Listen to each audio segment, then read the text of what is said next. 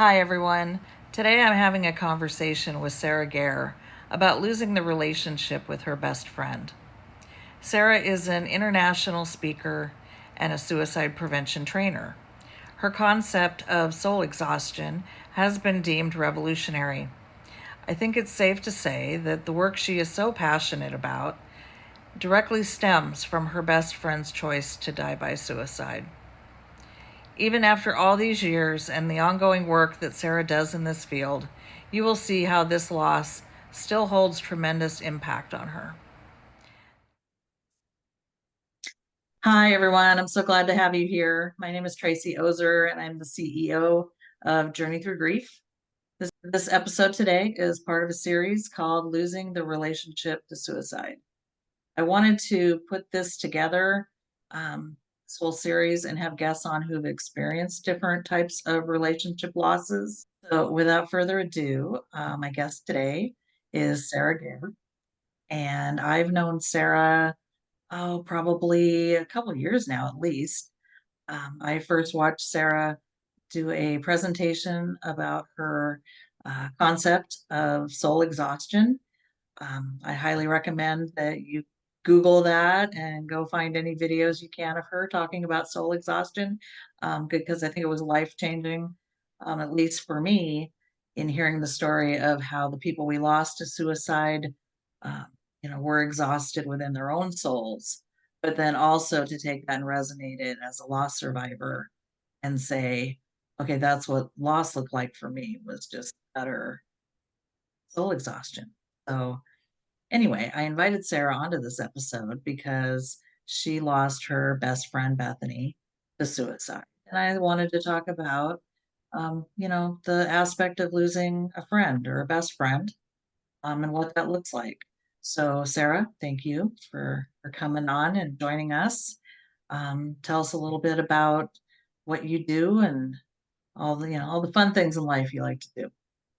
Tracy, thank you so much for having me. I want to just first say, I really, really appreciate you making space for people to talk about the impact of losing friends. Often, when I first lost Beth, it was when people talked about suicide loss, it felt very specific to being family. And understandably, right? Losing family is obviously different, and incredibly deep and painful.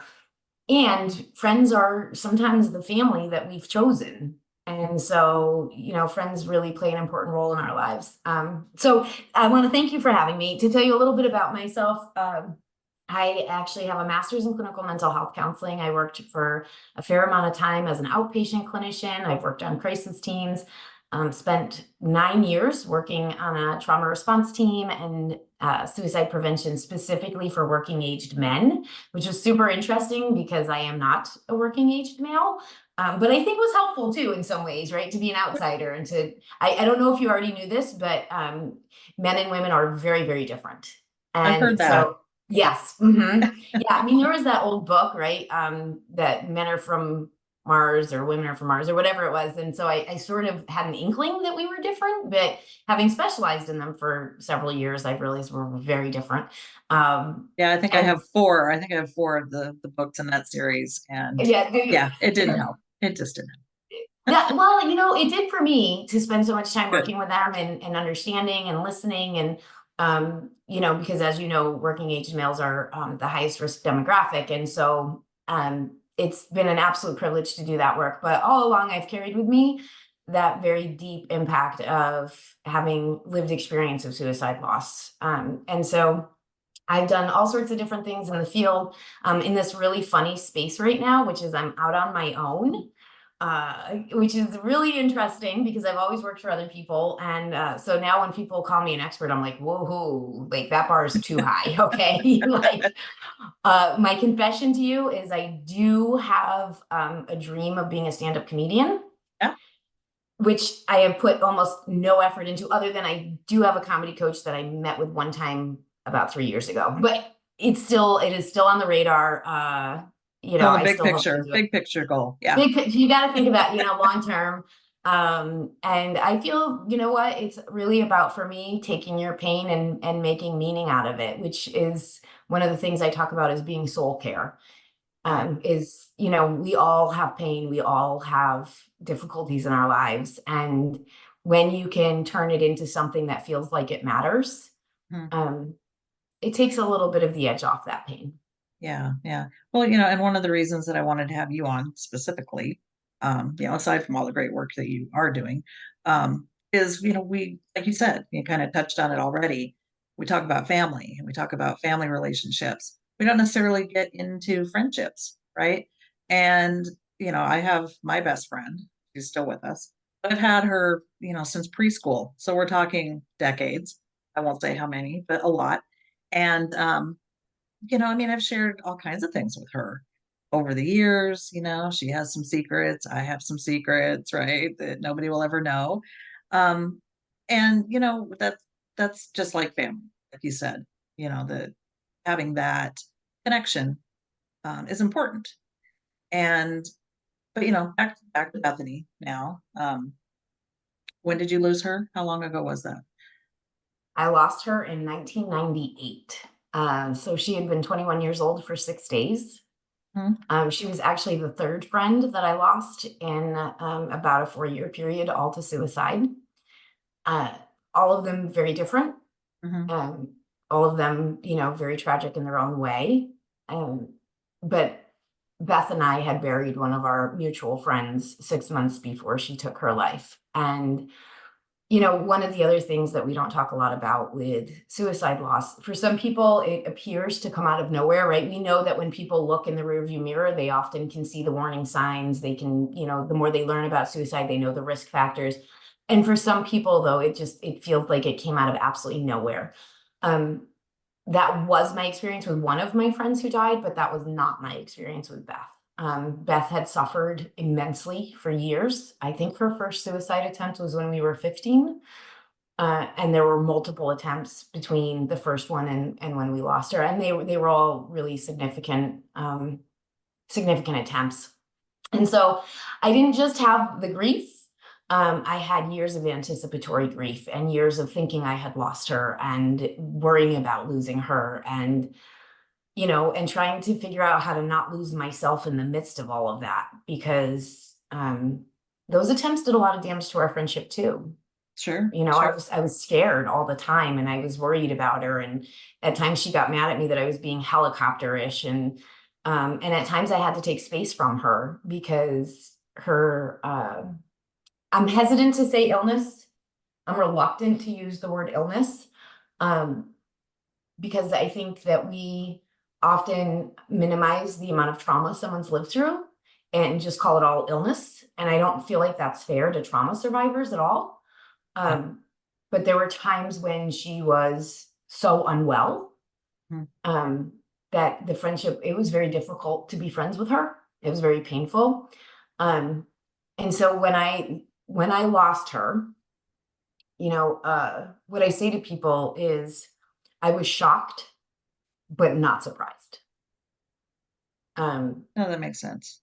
I mean, Yeah, in the space of time where, you were struggling with her, was there a point where you were like, it's not going to happen?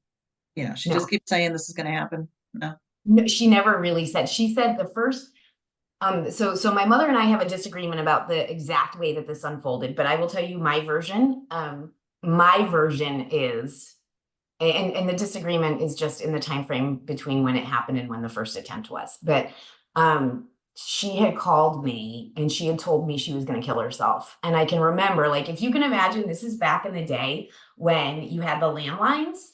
And so I had like a 40-foot phone cord that went from my parents' bedroom so that I could drag the phone all the way to my bedroom. And then I had like another 20-foot cord that went to the base, to the handle, so that I could take that part into my room with me. And so Beth had called me and she had told me she was going to kill herself. And I remember getting off the phone and I remember pacing in my bedroom for about 30 seconds. Like, what am I going to do? What am I going to do? Right? Because when you're a kid, and actually, honestly, I think this stays true throughout our life, right? We tend to say it's only kids who do this, but there was this, I'm going to lose my only real friend if I tell on her. Hmm. And if it's for nothing, then I've lost my only real friend for nothing. Right. So what am I going to do? Now this is way before QPR and all these other programs that taught kids how to manage this, right? And I So you're kind of decided winging it. You're kind of winging I'm it at that point. 100% winging it. And I have to tell you, props to my mom, because I go flying down the stairs and I said, Mom, Beth told me she's going to kill herself. And my mother jumped on the phone right away. And we called and we called and we called, and there was no answer. And then my mother jumped in the car Mhm. and went there. And she wasn't there. There was, if I remember correctly, there was no one home. So our panic levels through the roof. My mother, we finally reach her somehow, and she said to my mother that I was being dramatic and I'd made the whole thing up. Mm, And I felt so betrayed. sure. And Now angry. I know my mother didn't believe it. I know that my mother knew I would not have jeopardized this friendship if I wasn't really scared. Now, my recollection is that the first attempt was very soon after that. And I remember I was a kid who was in trouble all the time, right? Because birds of a feather flock together. So, like, there was a reason why me and Beth were best friends. And I was in trouble all the time, but I usually knew why. Like, I usually knew what I had done. But this day, I get a call to go down to the office. And I was already aware that Beth had not come to school. But I got a call to go to the office, and I'm thinking, the whole time I'm walking down there, Tracy, I'm like, what did I do? Right? Like, Right. how bad is it? And I walk in. Now, my mother and I have a difference of memory here too. So this is my memory. And I walk in, and not only is the head of special education sitting there, my guidance counselor is sitting there, my therapist is sitting there, and my mother's sitting there. And I'm thinking, Must have been how really did bad. like, and how did I do something this bad and not know it? Right. Right. Um, and that was when I was informed of the first attempt. Mm. And at that point, she was in the hospital and they did not know if she would survive. So just to imagine, I then went through that 4 or 5 more times.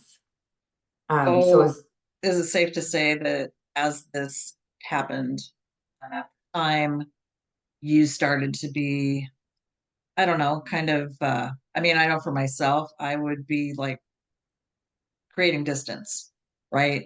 Because I wouldn't want to be, affected like that continuously. believe it or not, that distance didn't happen until, I want to say, the second to last attempt. And it was it's one of the things I've really struggled with, because she had made the attempt, and I just felt in my heart and in my soul that I just couldn't stay this close to her anymore, that she was going to take me with her. I just felt it. And so we had actually taken her on a pass from the psychiatric facility after an attempt. And my thought process at like 17 years old is that I have to tell her this now when she's going back somewhere that's safe, because I can't tell her this if she's not. Right. Um, and so I remember sitting out on the trampoline and saying to her, I love you more than I have words for. And you will always be my best friend, but I can't have you be my day to day best friend anymore. And I said, because you're going to take me with you. Now, I have no idea if that was the right thing to say or the wrong thing to say. I mean, I don't know that there's a playbook, right? For, as a friend, how do you walk beside somebody who is going through all of these crises and all of these attempts? And like, I don't know that anybody still could say how to handle that. I still believe she may have taken me with her if I hadn't created that distance. But I tell you, it didn't protect me as much as I thought it would. It Yeah. really didn't. And we stayed friends and we stayed connected and we stayed in touch. And but if her death did what it did to me with the distance, I cannot imagine what it would have done without it. Oh, definitely. Yeah. Yeah. So if we fast forward then, okay, so finally the day comes that she ends her life. What were you feeling? Well, first of all, how did you find out ultimately that this happened? And then what was that initial feeling, the different things going through your mind at that? Yeah. How I found out was that her mom called. And I knew as soon as I heard her voice, and I very clearly remember I didn't say hello, I didn't say hi. I heard her voice and I said, "What happened?" And I was prepared for Bethany made an attempt. Um, I wasn't prepared for Bethany died last night. And I can remember this horrific screaming and realizing that it was me. Mhm. And I do not remember smashing the phone against my head, but I think I must have, because the next day I had an incredibly sore spot on my forehead. So I think I must have. And I remember asking what happened. You know, what happened? We've already And talked about the fact you weren't surprised I wasn't surprised. that it happened, No, but I'm sure still, shock shock. been in there going, Yeah. "Yeah, but I knew it might happen. I really didn't expect it to happen, but probably some wavering in there maybe." I certainly didn't expect it that day, right? Like I had a normal day. I was doing my normal life things. And so that day I certainly was not prepared. It was the intercession between the fall semester and the spring semester. And we went to the same community college together. And she had been in class right until the end of the last semester. And so this is like the 3-4 weeks in between. So certainly that day I was not anticipating that call. And I also think even when you fear that it's going to happen, it's still different when it does. Right. Yeah. Because we had struggled with Chelsea too. And, it didn't surprise me when it went that way, but we still can't plan for it. It's still not really, at least for me, it wasn't on my radar that this is going to happen. And then there you are. Yep. And, you can't have a conversation with them. You can't get any of the questions answered, right, that we're looking for at that time. And Yeah. so, but you went back to class anyway, right? I showed up the next day like a zombie, just, So you know, autopilot kind of just absolute autopilot. Yep. Just, I mean, yeah. But I had just accepted my first job. I was about to grad. This was my last semester of school. And so I had accepted an internship working of all places at a girls' residential program. And when Beth died, I called the program and I said, "Thank you so much for this opportunity, but I don't think I can accept it." And I told them what happened, and they were very lovely. And my mom sat me down and she said, "Look, you can always quit later, but I think you're going to regret it if you don't try." And, because in my mind, it's like, how can I go work with troubled girls? I can't save my own best friend. Like, what business would I have trying to help anybody how am I else? qualified, right? Right. And you know what, my mom, that was like the best advice anyone ever gave me, and I use it all the time, which is you can always quit later.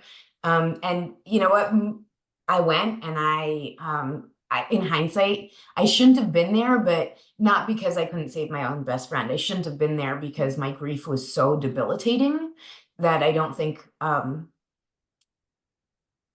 think I did a good job considering what people in the field were doing at that point, which is not a compliment. But old me looks back and is like, "Oh my, I cannot believe that I was with those kids." Um, but it was also a place of a lot of hope for me. Mhm. That some of these kids have a chance at a different story. Yeah. But yeah, it was autopilot completely. It was just get up and just, absolute just survival mode. So basically, you were in the fog that all the lost survivors, talk about. And, my fog was I would leave my keys in the freezer. Don't know what the purpose of that was or what the underlying, thing about that was, but that's what I would do.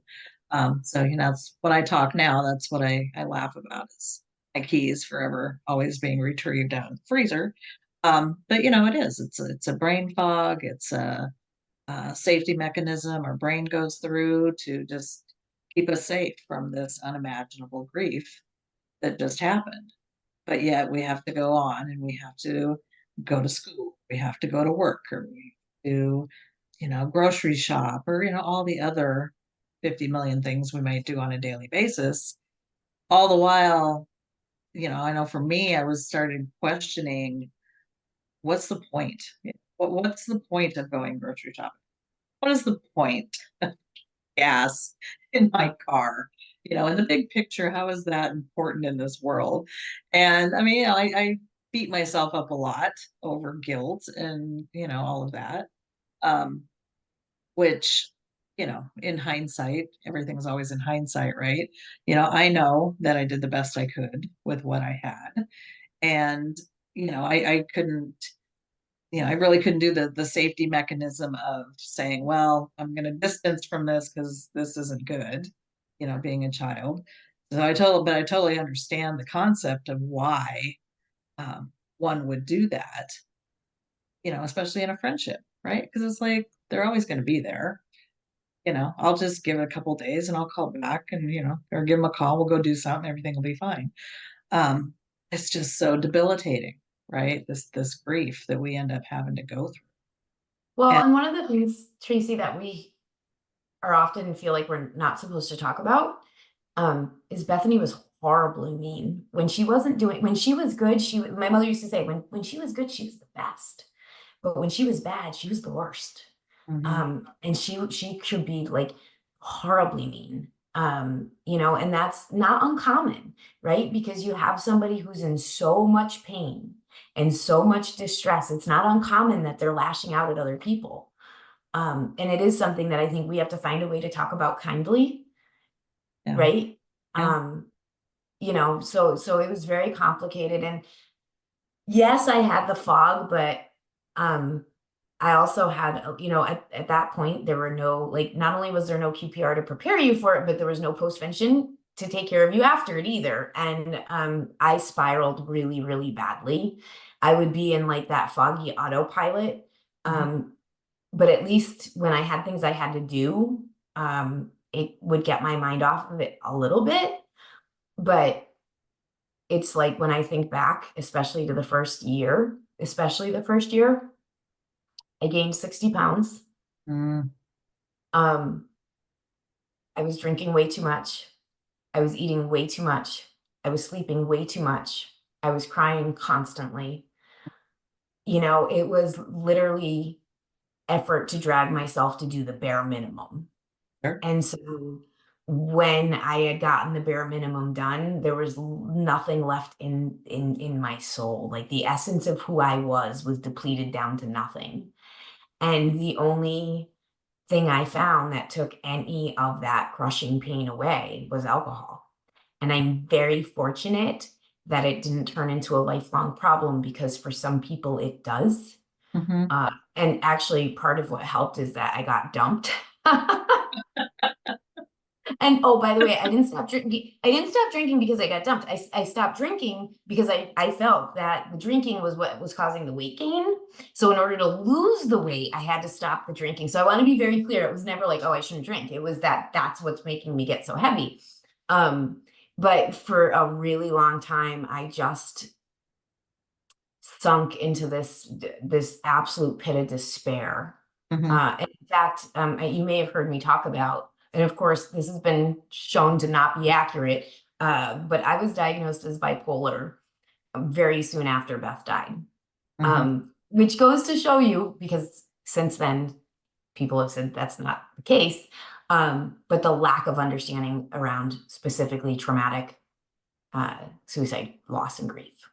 Well, and prolonged grief, if they're waiting, an exorbitant amount of time to even get support. Um, yeah, I mean, I keep saying I'd love to find somebody that will do a study on our homeless population and our addicted people and to find out, take a whole, maybe, I don't know, a couple hundred of them and find out how many of them were affected by suicide law. Because as you know, when you're in that fog and you don't want to go to work, who's to say that people are just not going to work? Therefore, they're losing their jobs. Therefore, they have no money. Therefore, they're losing their housing and they may not care anymore because their person's not here. Well, they'll just go, live in the car, live in the street. Who cares, You right? you don't care, right? Yeah. Like you just don't care. You Yeah. It's feel like, all right, so whatever. dead. Yeah. Yeah. Yeah. Yeah. So it would probably scare people, to know how many of our, disparaged populations will stem from a suicide loss that was not, supported, treated. Yeah. Yeah. And I would make the gamble, regardless of what that number was, they all 100% have had traumatic experiences in their life and traumatic losses in their life. So I think you're onto something. And, we don't talk enough about the depth of impact that it can have. And like I said, I got lucky. I got pulled out because I got dumped. You know, but some people don't ever get pulled out. Right. Now, like my son, who's, 13 months older than Chelsea was, um, he was self-medicating for probably about 13 years. Drugs, alcohol. And he's turned it around now. Yes. But it was a long road there for a while. All because, we offered to support. He chose not to get support, and that's, his choice. But, it's a thing. It is really a thing that, this is what people will do. And, I implore all of our viewers out there, if you're struggling, please, reach out to me, reach out to Sarah, reach out to, call 988, get some help. Yeah. Because there are people out there that will help. But, I'm glad that you were able to, get dumped I and know. that resolved. Um, but how long would you say that you went? How long would you say you were self, won't say self-medicating, but I guess we could say self-medicating with alcohol and food and whatever. Alcohol, food, sleep, everything. I would say it was about 2 years. Other things happened during that time. I had other losses that I think really compounded. So I didn't just have one wave of traumatic grief. I had like wave after wave after wave. And by the way, she wasn't the first wave either, right? So I had already had a bunch of them, and then I get hit with this tsunami. So I would say it was about 2 years. And what was really interesting, and this is true for all loss, right? But you have that period when you first hear about it, and then everybody's gathering, right? Friends are getting together in these little pockets, and families getting together, and sometimes friends are with the family, and right, so all that's happening, and then the services happen, and then it's just done. Mm-hmm. And it feels like everyone else around you's world is moving forward, Right. and yours is just going like this, right? It's not going forward, it's not going backwards, but it's just in this really weird sort of place. And I was very blessed. I had one friend who like lived at my house, my apartment with me. He just every weekend he showed up, and he was an absolute gift. But he hadn't been that good of friends with her. He knew her, but he hadn't been that close to her. And so I just thought, like, I'm the only one who can't manage this. I'm the only one who is completely paralyzed and debilitated. And then I bumped into a couple of her friends that had gone out. I think we had planned to meet each other. I don't think it was accidental. And when I walked into the restaurant, I looked around and I couldn't find them. And I actually didn't really want to go because of the weight gain. Like I remember being like, I really don't want to go, but I did, because I needed to be around someone who knew her. Yeah. And I couldn't find them. And then I saw them and realized that they'd been sitting right there in front of me the whole time. The reason that I didn't recognize them is they had also gained a probably comparable amount of weight that I had gained. Wow. And while I was heartbroken, I was also comforted in knowing that I wasn't alone. Yeah. But it was long. It was long. Yeah. So, as we're talking about the friends and family that kind of disappear, did you remain friends with her mom? Did you keep a relationship with her mom after that? I did for a while, and that sort of fell apart. It was a very difficult situation. Mm-hmm. And there was a lot of complex pieces. Sure. And there was a lot of pieces. And so I did for a while, and then I realized that it wasn't good for me. Mm-hmm. Yeah, certainly makes sense.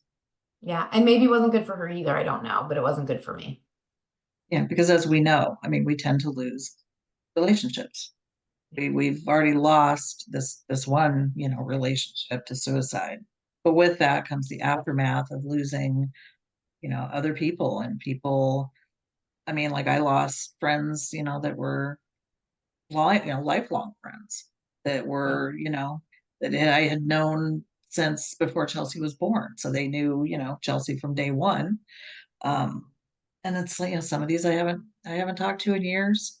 Although I probably won't ever talk to them again. Certainly their choice. You never seem to get a reason as to why, right? So we have to speculate that it's just they can't handle that type of grief and the complexities. Well, and I had people say really stupid things to me to try to make me feel better. Mhm. And I have zero regrets, but that ended friendships quickly. I had one person who wanted to tell me how selfish it was. Mm, yeah. And yeah, and I was like, now we're done. Like, no, really forever. We're forever done, right? Yeah. Because I know that's a common thing. And listen, is the outcome selfish, right? Like you could argue that the outcome is because her pain's done and everybody else is left with it. So you can argue that the outcome is, but I knew, I knew that she didn't do this to hurt us. I knew that she did this to get out of the pain she was in. And I knew because I had watched her pain, I knew that her pain was unbearable. Mhm. And so for somebody to try to comfort me with the like, it was such a selfish thing she did, and she's not she's not this hero you're making her out to be. I was like, click. Um, you know, eh, and so you do lose relationships. People, maybe someday you and I will train the average person how to support a suicide loss survivor. Because I think we all have those stories of people who said really stupid things to us. Fortunately, I have an opportunity every now and then to get on somebody's podcast and just say, here's the list of, Yeah. don't say that they're in a better place, and Oh, no, no. don't say they're selfish, and don't all these things. Yeah. It's But yeah, God's will. I hate that one. This is God's will. Like, don't tell me that. yeah, we look instead at the fact that this person was struggling and was more focused on the pain they had and how to end that pain than what was going to happen, after they tried to do that. Well, I explain it to people like this, right? You stub your toe. I did it one time. We have a swimming pool with a diving board, and in the winter, you take the diving board off, and it leaves these great big bolts, right? Well, I was not paying attention, and I kicked that bolt as hard as I possibly could. And let me tell you something, I couldn't breathe. The pain was so severe. Like Mm-hmm. I'm Yeah. trying not to pass out, right? Guess what I wasn't thinking about? I wasn't thinking about whether my child heard me swear. I wasn't thinking about if I was making my husband panic in the other room hearing me screech, right? Like when you are in that level of pain, Right. you don't have the ability to think about those things. And I truly believe that to be the case. And so I think that we can talk really honestly about suicide and also recognize that, the outcome isn't always the same as the intentions. Yeah, I agree. But again, we have a lot of work to do. That's why you do what you do. And, we have this podcast and, because people need to resonate with the fact that, again, it's complex, that, we have to get through this, and we're better to get through this with support of other people, be it our friends and family in our circle, be it professional help, be it coaching, be it all kinds of media, going through and listening to, different videos, podcasts, what other people go through, our peer support options, right? But yeah, if I could go back and redo things, I certainly would. But here we are, right? But that's the tyranny of hindsight, right? That Right. Jack Jordan talks about. And actually I'm just trying to turn myself out of the sun a little bit. But if I remember correctly, and I'm pretty sure I do, it was actually a mom who had lost a child to suicide who coined that term, that it's the tyranny of hindsight. And I think it is, I'm not saying there aren't other types of losses where you experience that, but I don't think like you do with suicide. And it's the gift that keeps giving, right? Because right when I think I got it, okay, I understand as much as I can, and I, I forgive myself and I forgive other people, right? Because lots of people didn't made mistakes, lots of people. And then I'll learn something new and I have to start the tyranny of hindsight all over again. Right, right. So that's just, that's just part of suicide loss. Yeah. So in the years now that Bethany's been gone, how has your grief changed? Like, Well, has your grief changed and how? I mean, because I think, I tell people I have the benefit of, well, benefit's probably a weird word to say, but I have, because I go out and I talk about Chelsea all the time, I'm processing through this grief all the time and have been for years. And of course, we have, people watching this who maybe haven't talked to anybody about it. Maybe they've been keeping it, inside themselves time. So, we could maybe argue that your grief might be in a better place just because you've had the opportunity to process all the time. But even in knowing that, how has your grief changed or your feelings toward her? I want to be super clear. I can still cry very easily, especially as the mother of a child who's very soon will be the same age as Beth was when she died, right? So those tears can come very authentically and very easily. I will carry the tragedy of her pain and her death all of my life. I have come to terms with that. But I think where it's changed is one, meeting all these other loss survivors. And, it was years. I want to say it was 7 or 8 years before I really met other people who had lost someone to suicide. And I'm going to age myself or date myself. It was on Yahoo groups, right? Because the local group was at a funeral home where, by the way, one of my friends who had died by suicide had been waked at, and there was zero chance I was going. And also I thought it was possible that other people would be there that I didn't want to share space with. And so I was super, super, super alone in this grief for a long time.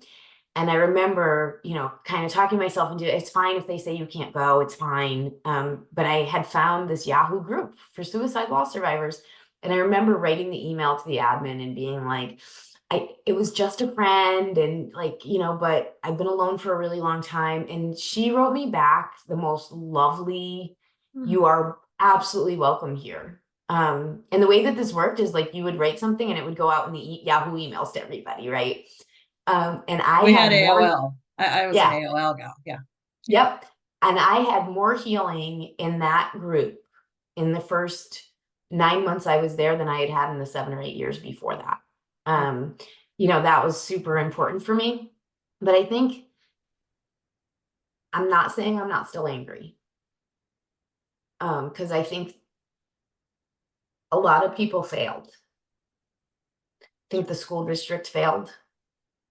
I think that mental health providers failed. I think that some family members failed. Not all, but some. And for a long time, and her partner at the time, for a long time, I was never really angry at her, but I was angry at everyone else. And it was all consuming. Sure. And here's the thing, Tracy, anger eats away at us. Anger anger in itself isn't a bad emotion, but when you let it just sit there and you don't find a positive use for it, like for me, it was getting on the elliptical and quitting drinking. And right. So when I got dumped, I figured out how to use that anger to do good things. But when Beth died, I just sat in that anger. And it was terrible. And it turned me into someone that's not who I think I really am. And so I think how my grief has really changed is I don't carry all that anger anymore. I have mostly forgiven everyone. And recognize that we all did the best we could with nowhere near enough tools in our toolboxes. And so that's part of what drives me to help get these tools into everybody's toolbox. Because while I know that we did the best we could, I don't want to have to hear people keep saying that. because they deserve to have the tools. Totally agree with you. So we've I don't know if we've really answered the question or kind of the purpose of this series, is what's it like to lose the relationship of the person you lost. I can speak to what it's like to lose a child and, what I haven't been able to experience, over time because she's not here. I can't relate to what it is like to lose a friend, lose that type of, I would hate to lose one of my girlfriends to suicide. And, I hope I don't, but, can you speak to what is that loss of a best friend relationship? How did that, what did that look like for you? Yeah. I was a kid who had a lot of struggles. And when I met Beth, she had just transferred from another state to our school district. And she was like this athletic, cool girl with this beautiful bleach blonde hair, natural bleach blonde hair, by the way. And she was funny and she was athletic. And if you can imagine, I was like, the term we used to use was like Hessian, right? Like I had the dark black makeup and Goth? I was got, well, yeah, that came later, but yeah, right. And I was like, and I just gave off this pool of don't mess with me. Like, don't. And she kept trying to be my friend. And I literally, at one point, I literally thought it was a setup. I thought that like somebody had recruited this new girl and that at the end of it was going to be this big ha ha ha, you thought someone actually liked you, because I was experiencing a lot of bullying at that point. But she was relentless. And then coincidentally, I got grounded away from the person who was, at the time, I would have said my best friend, because I hadn't had Bethany yet, right? So I didn't really know what that word meant. So I was grounded away from my best friend, and Beth, it was over the summer, she kept calling me. And finally, she caught me at the right moment when I was so bored and I was so lonely that I gave in. Fine, whatever. Yeah, well, we can hang out, whatever. And she came to my house, and I don't know how many days she stayed for, but that was the beginning of what I imagine sisters feeling like. And it took me a little while to trust that she was really my friend. But Beth, I was a very angry kid. I was a very nervous, worried kid. Beth taught me how to not care about things, which in some ways wasn't good, but the truth is it was good for me. To sort of throw caution to the wind. And she was unbelievably funny. And we just had the best adventures. Although I realize like if those things happen now, kids get into way more trouble than we did back then. But so I don't recommend any of this. But it was the first time that I really felt like this person knows me and loves me. And I didn't have to put on a front. I could really be authentic with her. I could tell her what I thought or how I felt. And she really loved me and she really wanted to be around me. She was the first person that I think I ever really felt like I wasn't broken when I was with her. And so losing that, and I have other amazing friends, and I've, now I'm an older person. And so I've learned through my life that I'm not broken anymore. So I don't necessarily need the world to tell me I'm not broken anymore. But the power of what that meant to me back then, I would have gone to the end of the earth for her. I really would have. And so it feels like there's always an empty seat next to me. Yeah. And especially for important things. Right. Milestones. Yeah, important things. And not the least of it, the work I'm doing. Yeah. I often feel like she's with me and that she's proud of the work I'm doing. But I've you can't replace any friendship or relationship, right? Like you just can't. And I think that was one of the hardest parts, was realizing that I'll never have that friendship again. Yeah. So if she was here, what would be one thing you would say to her? So there's been this song, and I feel terrible that I don't know the exact lyrics, but it's something like I'm not mad at you, love. And I actually saw someone on TikTok just today who used that sound, and the caption was what I would say to my dad who killed himself. And I thought that would be it. I'm not mad. Because I think she felt in a life that we were all mad and disappointed in her. Yeah. Yeah, Well, so I would sounds say like that. she had it tough, and for the short time that she was, that you were in her life, I think you made a really great difference. So, you know, Listen, that's the other thing. Love doesn't fix everything, it just doesn't. And so, as loss survivors, we all have to recognize that love isn't all you need. You need a lot of things. And so, it's losing someone to suicide is not a sign that we didn't love them enough or we didn't love them good enough. The world is hard and life is hard, and things happen. And unfortunately, especially when we talk about young people, we know the science is showing us that impulsivity is a factor. Right? So there's a lot of pieces. So the more research we do, the more we understand, the more we can go out and make meaning of our losses as loss survivors. Hopefully we can bring down these numbers. we can hope, because they're getting too far up there for anybody's comfort level. But I want to thank you for coming on here and talking about Bethany. I know that it's not easy, and these questions put you in a vulnerable spot. But I hope that the viewers out there can take what you said, and something can resonate with their own story about losing a friend or a loved one. And like I said, throughout the show, if you're watching this and you're struggling with thoughts of suicide yourself, or you be a friend and support someone who's thinking of suicide, please call the national hotline at 988. They have staff available who can you can keep it anonymous. But the point is there's struggle in this world for all different kinds of reasons, and it isn't something to be ashamed of.